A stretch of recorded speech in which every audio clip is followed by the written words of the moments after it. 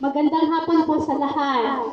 Sa, sa ating mga punong guro, mga kapwa ko guro, mga magulang at mga mag-aaral. So bilang guidance coordinator ng senior high school, itinalaga po sa akin na i-reorient kayo ng mga alituntunin ng ating paaralan.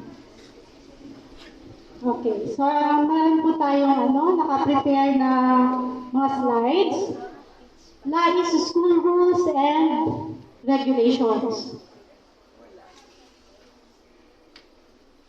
Okay, so kailangan ba na malaman natin yung mga rules na ito, mga estudyante, mga magulang?